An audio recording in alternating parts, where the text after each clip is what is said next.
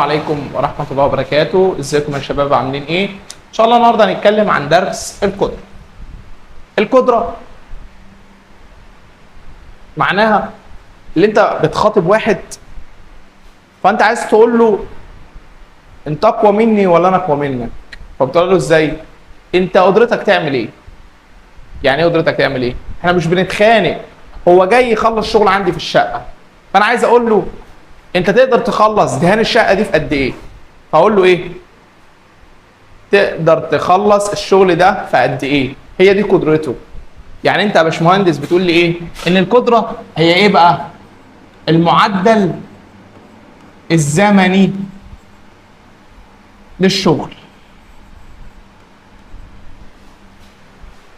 يعني القدره المعدل الزمني للتغير في الشغل، يبقى ده الشين، ده الايه يا باشمهندس؟ ده النون.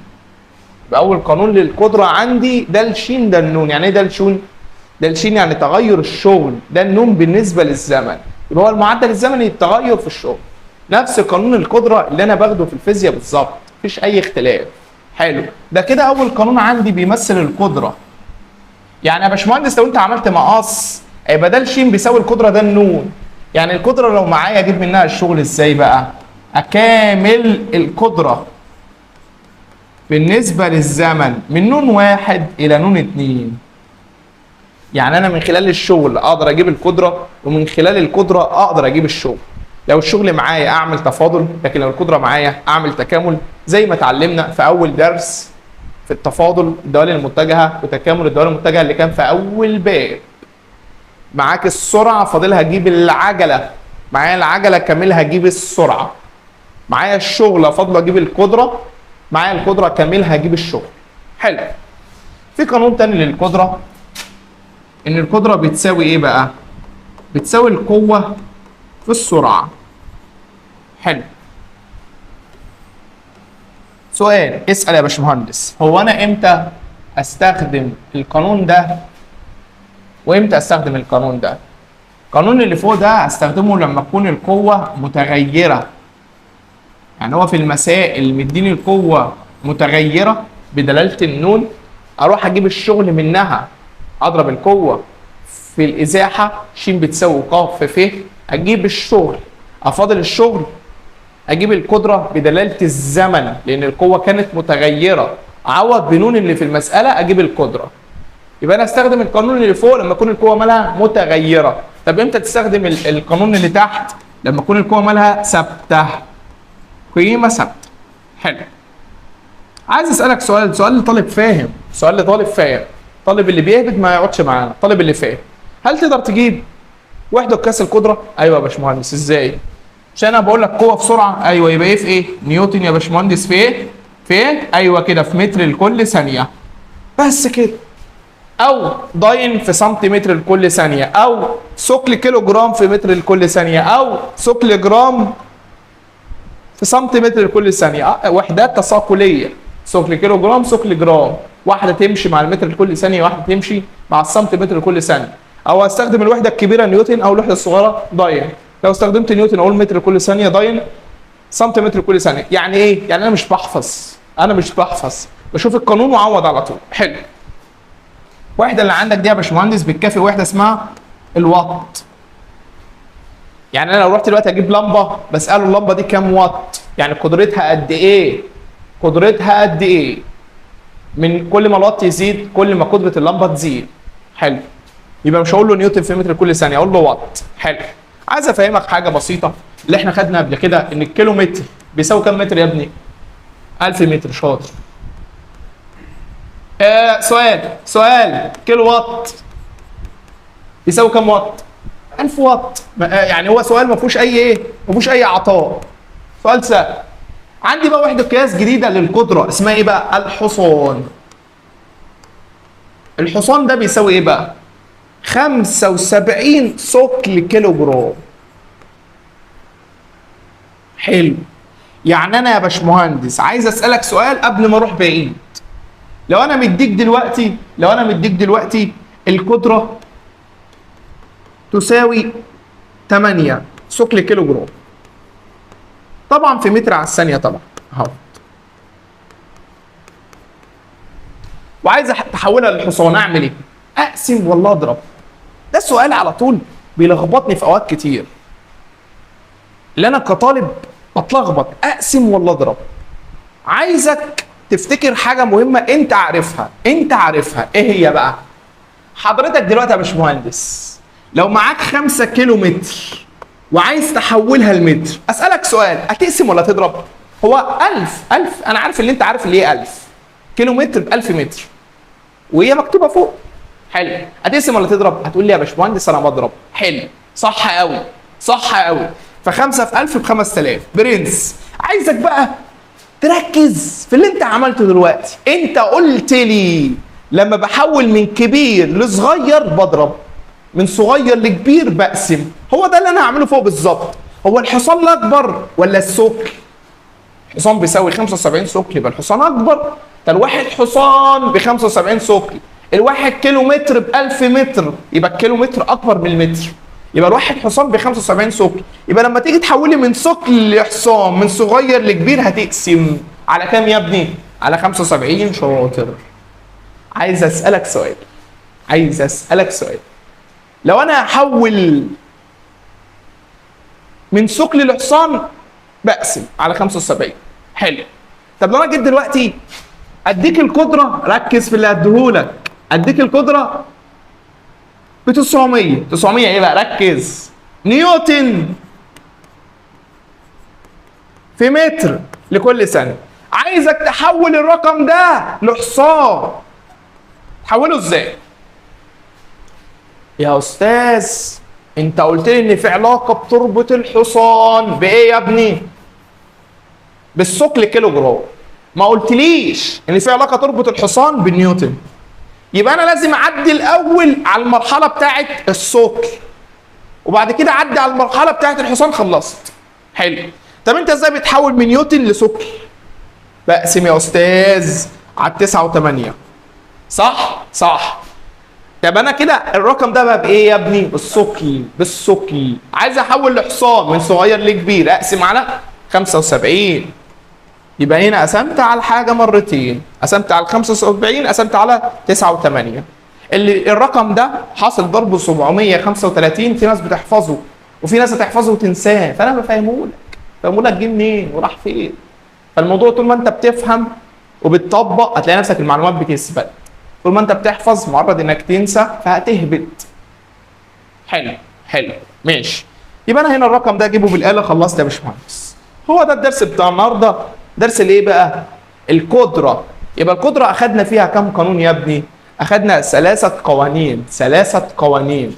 لو عندي القوه متغيره اجيب منها الشغل، افاضل الشغل بالنسبه للزمن، جبت القدره. لو القوه ثابته ضربتها في السرعه جبت القدره. طب لو انا مديك القدره وعايز الشغل يبقى فاضل القدره بالنسبه للزمن اجيب ايه؟ الشغل. واتكلمنا عن وحدات القياس وقلنا ان القدره بتتقاس بايه؟ بتتقاس بالنيوتن في المتر لكل ثانيه، او داين في سنتيمتر لكل ثانيه، او ثقل كيلو جرام في متر لكل ثانيه، او ثقل جرام في سنتي لكل ثانيه، او ان الوحده دي كلها بعبر عنها بايه؟ بالوات، او ان انا اشيل دي كلها واحط كيلو وات، او الحصان. وقلنا ان في علاقه بتربط الحصان بالثقل كيلو جرام. حلو قوي. تعال نحل في الامثله، الدنيا كلها هتبقى واضحه ان شاء الله وهتلاقي نفسك الدرس سهل ما فيهوش اي مشكله. تعالى يا سيدي بقى نبتدي نحل. اول سؤال بيقول لي ايه بقى؟ قطار كتلته 75 طن يسير في طريق مستقيم. يسير في طريق ايه؟ مستقيم افقي بسرعه منتظمه مقدارها 54 كيلو متر في كل ساعه. يعني انت يا باشمهندس اول حاجه بتقول لي ان القطار كيف ب 75 في 1000 يعني 75,000 ايه؟ كيلو جرام. حلو، ده اول حاجه. يسير بسرعه منتظمه مقدارها 54، يبقى العين تساوي زي ما متعودين بقى 54 ممكن اقول في 5 على 18 ودي بسط عليا الدنيا خالص. 36 اهو نعملها بالاله. 54 في 5 على 18 عشان احول يديني كام؟ 15 متر لكل ايه؟ كل ثانيه. فاذا كانت مقاومه الطريق لحركه القطار 10 ثقل كيلو جرام لكل طن.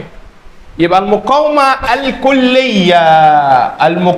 الكلية كانت بتساوي ايه يا ابني؟ المقاومة لكل طن في عدد الأطنان. المقاومة لكل طن 10 ثقل كيلو جرام اضربها في 9 و8 يبقى حولتها لنيوتن في عدد الأطنان اللي هو 75 بالآلة. خلصت. يبقى 10 في 9 و8 في 75 يديني 7350 ايه؟ نيوتن. شكرا. عايز ايه؟ يقول لي قطار كتلته الكلام ده كله، فاذا كانت مقاومه الطريق لكذا عايز القدره. احل ازاي يا باشمهندس؟ هو القدره كانت بتساوي ايه في ايه؟ القدره يا استاذ بتساوي القوه في السرعه. مش القوه ثابته؟ ايوه.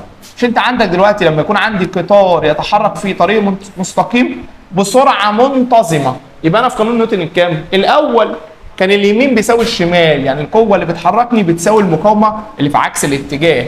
يبقى القوه في السرعه عباره عن ايه؟ 7350 في السرعه اللي انت جايبها من فوق ب 15. خلص السؤال. يبقى 7350 في ايه يا هندسه؟ في 15 يديني كام؟ 110250 ايه؟ وات او ايه بقى؟ او نيوتن في متر على الثانيه. لو هو عايزها بالحصان، لو هو عايزها بالثقل الاول اقسم على 9 و8، لو هو عايزها بالحصان اقسم على ايه؟ على 9 و8 في 75 في المقام اللي هو حاصل ضربهم كام؟ 735. حلو. اول سؤال ما فيهوش مشكله الحمد لله. تعالوا نبص على السؤال اللي بعده. بيقول لي يتحرك قطار كتلته 150 طن. يبقى انا بتكلم في اول حاجه ان الكاف يا باشمهندس ب 150,000 كيلو جرام، وقدرة آلته 392 كيلو وات. يبقى القدرة بتساوي ايه يا ابني؟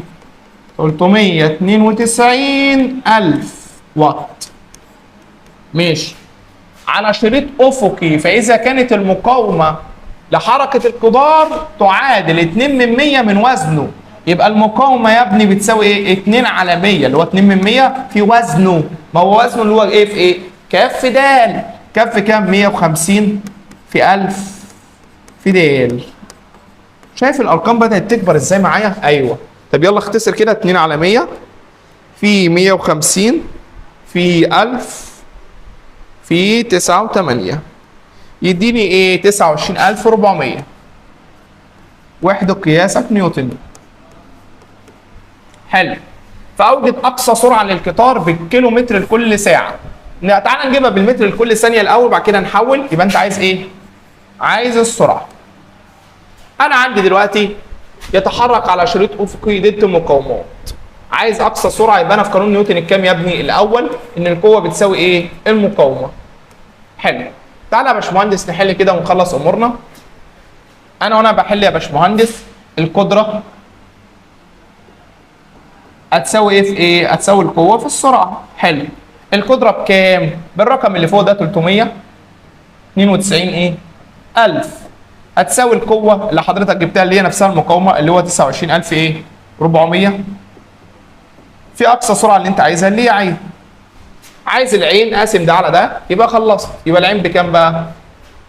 بالاله 39200 على 29400 يطلع كام؟ يطلع 40 على 3. يبقى 40 على 3 ايه؟ متر لكل ثانيه. عايزك تركز معايا. اللي طلع معاك بالمتر لكل ثانيه انت عايز تحوله لكيلو متر لكل ايه؟ لكل ساعه. يبقى امسك 40 على 3 بدل ما اضرب في 5 على 18 اضرب في ايه؟ في 18 على 5 عشان اعمل العكس. فيديني كام بقى؟ 40 على 3 في 18 على 5 يديني 48 كيلو متر لكل ايه؟ لكل ساعه. خلصت يا باشمهندس. حلو. تعال نبص على السؤال اللي بعده. أثرت قوة ثابتة مقدارها كام؟ مقدارها 3 و4. ماشي. مقيسة بالداين على جسيم وكان متجه الإزاحة يعطى كدالة في الزمن مقيسا بالثانية من العلاقة كذا. عايز إيه؟ عايز يا باشمهندس القدرة بعد ثانيتين. احل ازاي؟ لازم اجيب الاول القدره، لازم اجيب الشغل بدلاله الزمن، وبعد كده اعوض عنهم باتنين اجيب الايه؟ القدره. تعال نمشي واحده واحده كده في المساله بتاعتنا. انا عندي الفه بنون والكلام ده، يبقى اجيب الايه؟ الشغل ازاي؟ الشغل كان بيساوي القاف في الفه، صح؟ اللي هو متجه الشغل. طب ما القاف في الفه 3 في نون ب 3 نون. حلو. أربعة في الكلام ده، 4 في الأولاني ب2 نون تربيع، و4 في التاني بإيه؟ ب4 نون. حلو أوي. ده كده إيه؟ الشغل. طب أنا القدرة بتساوي تفاضل الشغل بالنسبة للزمن. يبقى القدرة بكام يا باشمهندس؟ بتساوي 3 وإيه تاني؟ و4 نون زائد إيه؟ زائد 4. ده كده إيه؟ المتجه بتاع القدرة. يبقى لما أعوض دلوقتي عن النون ب2 اللي أنت عايزها دي، يبقى 3 و4 في 2 ب 8 زائد 4 12. يبقى إذا بقى مقدار القدرة هتساوي إيه هندسة؟ الجذر التربيعي 9 زائد 144 بالآلة تديني كام؟ 3 جذر 17 أو اس دي 12 و4 من 10 إيه بقى القدرة اللي هي إيه؟ 1. بس كده خلص السؤال. حلو. تعال نبص عليها سؤال تاني. بيقول لي تطير طائرة في خط مستقيم أفقي تحت تأثير مقاومة تتناسب مع مربع سرعتها. المقاومة تتناسب مع إيه؟ مع العين تربيع. فإذا كانت قدرة محركها 540 حصان وكانت أقصى سرعة كذا. حلو. فما مقدار المقاومة عندما تكون سرعتها كذا. ما هو انت دلوقتي لما انا مديك القدره 540 ومديك اقصى سرعه، اقدر اجيب ايه؟ اسمي ان دي عين واحد واقدر اجيب منها قاف واحد اللي هي ميم واحد برضه. حلو.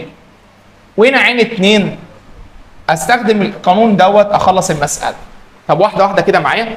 انا لما بقول لك ان الميم طرديه مع عين تربيع هتستنتج ايه؟ ان ميم واحد على ميم 2 هتساوي عين تربيع 1 على عين تربيع 2. ميم واحد بكام؟ مش معايا. ميم 2 بكام؟ انا عايزها. عين واحد بكام؟ ايوه اروح ابسطها بقى. 360 ممكن انزلها زي ما هي لان كده كده هيطيروا مع بعض. عين 2 بكام؟ ب 240. بس كده. يبقى انا يا باشمهندس دلوقتي لو جبت ميم واحد خلصت. ارجع بقى لقانون القدره اللي هو 540 بالحصان عشان احولها للنيوتن. اضرب في ايه يا باشمهندس؟ اضرب في 735 اللي هو اضرب في 75 حولت للثقل، واضرب في 9 و8 حولت للنيوتن. دي القدره بتساوي ايه في ايه؟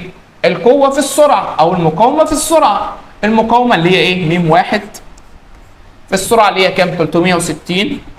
احولها يعني 5 على ايه؟ على 18. ركز كده. يبقى الميم واحد هتساوي ايه بقى؟ اكتب الرقم ده على الاله واضرب في مقلوب الرقم ده. يبقى اكتب على الاله 540 في 75 في 9 و8 واضرب في مقلوبه يبقى فيه 18 على 360 على الخمسة يديني كام بقى؟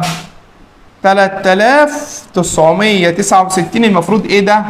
نيوتن. خد بالك. يبقى هنا 3969 نيوتن. بالآلة يا باشمهندس اجيب الميم 2 او اعمل مقص شرطة كسر 3969 في 240 تربيع على 360 تربيع يديني 1764 ايه؟ نيوتن. بس كده خلصت المسألة. حلو قوي. ماشي. تعال نشوف السؤال اللي بعده. ولا يا باشمهندس يتحرك قطار كتلته 75 طن. يبقى انا اول حاجه بتعامل ان الكف 75,000 كيلو جرام وقدره محركه 120 حصان. يعني القدره بكام يا باشمهندس؟ 120 في 9 و8 في 75. يبقى القدره اللي هتطلع دي الرقم اللي هيطلع بالاله بيعبر عن ايه بقى دلوقتي؟ الرقم اللي يطلع ده بيعبر عن نيوتن في متر لكل ايه؟ لكل ثانيه. اجيب الرقم ده بالاله عشان تبقى مسألتي خلصانه كده اول باول. فيديني 88,200. حلو. على طريق افقي مستقيم باقصى سرعه، يبقى انا بتكلم عن نيوتن كام؟ الاول. له وقدرها كام؟ 72. يبقى امسك السرعه اضربها في ايه يا ابني؟ في 5 على 18. يبقى 72 في 5 على 18 بكام؟ ب 20 متر لكل ايه؟ لكل ثانيه. اوجد مقاومه الطريق لحركه القطار، يبقى انت عايز المقاومه، ده اول مطلوب. حلو. وكم تكون اقصى سرعه يمكن لهذا القطار ان يصعد بها منحدر يميل على الافق بزاويه جيبها 1 على 100. يبقى في الحاله الثانيه، الحاله الثانيه، لكن دي الحاله الاولى. يبقى المساله هتتقسم لكام خطوه يا ابني؟ خطوتين. الحاله الثانيه انا هطلع منحدر، هصعد منحدر اهوت، يميل على الافقي بزاويه جيبها 1 على 100. يبقى الزاويه دي هاء وجا ه بكام؟ 1 على 100. علما بان المقاومه واحده على الطريقين، يعني المقاومه اللي هتجيبها هنا استعملها هنا. وانت عايز اقصى سرعه، يبقى عايز ايه يا ابني؟ عايز العين. تعالى نمشي واحده واحده كده، وفي الحل الدنيا هتبقى واضحه ان شاء الله. انت دلوقتي في المساله ديت، ده نيوتن الاول. طالما قال لي اقصى سرعه منتظمه، يبقى انت بتتكلم عن نيوتن الاول. يبقى القوه هي نفسها الايه؟ المقاومه. انت القدره بتساوي ايه؟ القدره يا باشمهندس 88,200 المفروض تساوي ايه في ايه يا ابني؟ القوه في السرعه اللي هي المقاومه في السرعه. يبقى المقاومه على طول في السرعه اللي هي 20. ايه ده المساله خلصت بالظبط كده. فهمت حاجه؟ يبقى انا كنت الاول بطلع حاجه عشان انجز نفسي على طول. يبقى 88,200 على 20 يديني كام؟ 4,410. وحده قياسك ايه؟ نيوتن. شاطر. هو انا مطلع كل حاجه، انا مطلع كل حاجه اصلا. يبقى انا بعود نفسي على طول وانا في الديناميكا ان الكتله على طول كيلو جرام كل جرام كيلو جرام، سرعه متر لكل ثانيه، فتديني قوه بنيوتن، فتديني قدره بالوات او بنيوتن في متر لكل ثانيه. يبقى الوحدات كلها اللي انا بشتغل عليها وحدات دوليه. وحدات دوليه، المسافه بالمتر، السرعه بالثانيه. حلو. مسافه بالمتر، الزمن بالثانيه، السرعه بمتر لكل ثانيه. طب ما تيجي نبص هنا. بص كده معايا. بقول لك ايه؟ وكم تكون اقصى سرعه يمكن لهذا القطار ان يصعد بها منحدر يميل على الافق بزاويه جيبها كذا. انت دلوقتي لما تيجي تصعد، ايه اللي هيبقى نازل لتحت؟ كاف د ج ه. وانا هصعد الحركه الاعلى، يبقى ايه اللي نازل تحت تاني يا ابني؟ المقاومه. يبقى لما تيجي تجيب القدره، عشان القدره دي ثابته، فالقدره هتساوي ايه في ايه؟ القوه في السرعه. حلو. طب ما القوه هنا عباره عن كاف د ج ه زائد المقاومه، لان ديت ايه؟ اقصى سرعه نيوتن الاول، اللي فوق قد اللي تحت، العجله بصفر. فلو جيت طرحت القوه اللي بتحركك ناقص اللي عكس الحركه هيطلع بصفر. يبقى اذا القوه بتساوي الكلام ده. يبقى القدره الرقم اللي احنا وصلنا له 88,200 هيساوي القوه اللي هنا عباره عن كاف د ج ه زائد المقاومه. كاف د ج ه هي الكف كام؟ ب 75,000 في 9 و8 في ج ه، يعني في 1 على 100 زائد المقاومه. المقاومه اللي هو قال لي هي ثابته في الحالتين، اللي هي مقدارها قد ايه؟ 4,410. بس كده مسألتك خلصت يا باشمهندس، لان ده كله مضروب في ايه؟ في السرعه. يبقى العين بتساوي الرقم ده على الرقم ده. خلص. شرط الكسر كبيره 88,200 على، افتح قوس، شرطة كسر تانية 75,000 في 9 و8 على 100 زائد 4,410. اقفل القوس اللي تحت. خلصت المسألة. يبقى الحل كام؟ 7.5 متر لكل ثانية. شكرا، مسألتك خلصت. يبقى الديناميكا من أسهل فروع المنهج، بس مع الطالب اللي ماشي بخطوات، الطالب المنظم اللي بيطلع الحاجة على طول أول بأول بوحدة قياسها، لو مش معدلة يعدلها. بعد كده بتلاقي نفسك القانون بيحل نفسه. حلو. تعال نبصوا على السؤال اللي بعده. بيقول لي قطار كتلته 80 طن، يبقى انا عندي الكاب بكام يا باشمهندس؟ 80 طن، يعني ايه 80,000 وحدة قياسك كيلو جرام. وحدات قياس دولية على طول بتخلص لي المسألة إن شاء الله. ماشي. تجر قاطرة كتلتها كذا، تجر قطار كتلته 120 طن، يبقى ده كتلة إيه؟ القاطرة. لكن كتلة القطار بكام؟ ب 120,000 كيلو جرام. بأقصى سرعة، يعني أنا في نيوتن الأول. وقدرها 36 كيلو متر كل ساعة، يعني العين بتساوي 36 في 5 على 18، أعملها بالآلة، الآلة تديني 10 متر لكل ثانية. صاعدة على منحدر يميل على الأفقي بزاوية أجيبها 1 على 100. يبقى أنا عندي دلوقتي القاطرة والقطار ماشيين همط، ودي هي. هو قال لي إن جه هي بكام؟ 1 على 100. وتهبط على الطريق نفسه بأقصى سرعة لها. إيه ده؟ يعني هنا في حالة أولى وهنا في حالة ثانية. هنا كانت الحركة الأعلى، لكن هنا يا باشمهندس هعمل نفس الشكل بس الحركة الأسفل. ماشي. وقدرها 108 كيلو متر كل ساعة، يعني ديت السرعة بتاعت إيه؟ بتاعت الهبوط. 108 في 5 على 18. عاملها بالآلة تديني كام؟ تديني 30 متر لكل ايه؟ لكل ثانية. عين مقدار مقاومة الطريق لحركة القطار لكل طن من كتلته. يبقى انا طبيعي في الاول لازم اروح احسب ايه؟ المقاومة الكلية، وبعد كده اقسم على عدد الاطنان فاجيب ايه؟ المقاومة لكل طن. يبقى انت عايز الميم بفرض انها ثابتة فين؟ في الحالتين. واوجد قدرة المحرك بالحصان، وعايز القدرة بالحصان. ماشي. تعالى نمشي واحدة واحدة. أنا دلوقتي وأنت صاعد أستنتج إيه؟ والله أستنتج إن القدرة هتساوي القوة في السرعة، بس هنا كاف د ج ه زائد إيه؟ زائد مين؟ السرعة اللي هنا أنت مقدارها كام؟ 10. القدرة مش معايا. ماشي. كاف د ج ه، كاف اللي هو ده زائد ده، 120 زائد 80 يبقى إيه؟ 200,000 في د اللي هو 9 و8 في ج ه اللي هو في 1 على كام؟ على ج ه 1 على 100 زائد الميم اللي مش معايا في 10. حلو. ده اللي انا وصلت له هنا.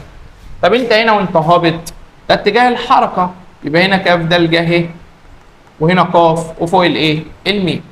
يبقى القاف هنا بتساوي ميم ناقص كاف د ج ه.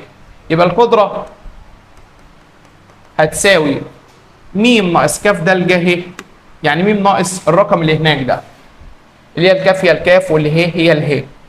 يبقى ميم ناقص كاف د ج ه. حلو. مضروبه في ايه يا باشمهندس؟ في السرعه اللي هي كام؟ 30. طبعا المعادلتين دول فيهم كام مجهول يا باشمهندس؟ فيهم مجهول واحد اللي هو الميم. يعني انا ممكن اساوي المعادلتين ببعض. ازاي؟ القدره الاولانيه عباره عن ايه؟ 2000 في 10 اس 3 في 9 و8 في ايه ده كده؟ في 1 على 100. يبقى انا ممكن اقول له ان الرقم الاولاني ده اجيبه بالاله 2000 في 10 اس 3 في 9 و8 على 100 يديني كام؟ يديني 196,000. ممكن في ال10 اللي بره زي ما هي يبقى 196,000 وازود صفر زائد 10 ميم. حلو. بيساوي القدره اللي في الشمال ديت اللي هي عباره عن 30 ميم ناقص الرقم ده في 30، نفس الرقم اللي هناك. خد بالك، يعني الرقم اللي هناك كان كام؟ 196,000 ده اللي انت جبته هناك، بس اضربه هنا في كام؟ في 30 يديني 588 وقدامها كام صفر؟ 4 اصفار. طبعا انت بتعمل بالاله معايا عشان تتاكد. اجيب ده بعكس الاشاره وادي ده بعكس الاشاره. هنا يبقى كام ميم؟ 20 ميم. وهنا الرقم ده لما يروح بعكس الاشاره يبقى زائد الرقم اللي هناك 196. يديني 7 8 4 و4 اصفار. حلو، يبقى المين بكام؟ بالرقم اللي هناك ده على كام؟ على ال 20. فيديني 392,000 كام بقى يا باشمهندس؟ نيوتن.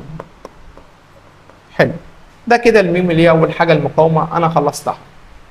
عايزك تركز في حاجه مهمه قوي. انت خلصت المقاومه الايه؟ الكليه. طب وانت عايز ايه؟ المقاومه الكليه يبقى بتساوي المقاومه الكليه على عدد الاطنان. يبقى المقاومه لكل طن هتساوي ايه بقى؟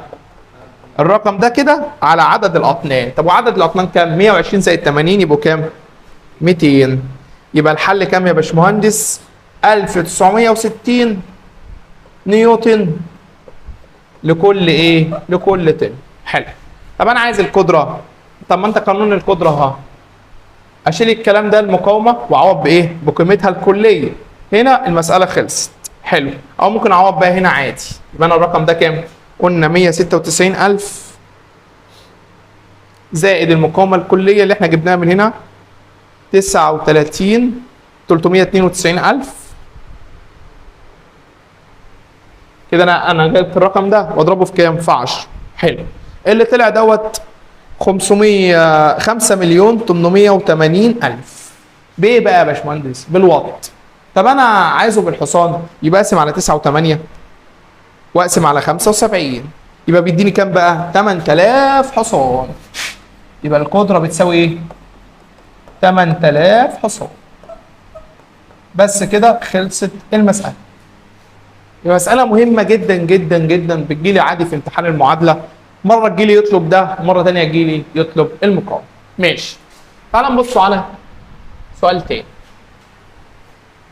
اخر سؤال في محاضره النهارده بيقول لي ايه؟ اذا كانت قدره آلة عند اي زمن مقاسه بالثواني بتساوي كذا. ايه ده؟ انت مديني القدره، عايز الشغل المبذول مره عند الثواني الاربعه الاولى ومره عند الثانيه الخامسه. ايه ده؟ انت مديني القدره وعايز شغل. ده القانون اللي انا اعمل فيه ايه؟ اكامل من البدايه للنهايه. الثواني الاربعه الاولى يبقى من الصفر للاربعه، واحط القدره بالنسبه للزمن. وهي القدره مقدارها كام؟ 3 نون تربيع زائد 2 نون. يلا يا باشمهندس زي ما اتعلمنا في التكامل محدد. وما احنا كنا بناخد تكامل محدد ليه قبل الديناميكا؟ عشان مساله زي كده تروح تحلها لي بايه؟ بالاله. اروح للاله على طول اعمل تكامل محدد. 3 الفا اكس تربيع زائد 2 الفا اكس من كام لكام يا ابني؟ من صفر لايه؟ لاربعه. الاله تديني كام؟ 80. بس يبقى 80 ايه؟ شغل جول. بس كده خلصت. نعم؟ حلها خطوات في البيت يا ابني. الثانيه الخامسه يبقى انت عايز الشغل. اعمل تكامل. الثانيه الخامسه بدايتها من اول ايه؟ من اول الاربعه لغايه الخمسه. حلو قوي. القدره بكام؟ ب3 نون تربيع زائد 2 نون. ده كله بالنسبه للزمن. ايه ده؟ يعني انت هترجع لنفس السؤال، ما انا ما مسحتوش، واكتب 4 تحت و5 فوق. خلصت. او ممكن خد بالك كنت انا اكتب ايه بقى؟ اكتب بدل الصفر اللي انت عملته تحت اكتب ايه؟ 5 والرقم اللي يطلع اخده بالموجب. خلصت.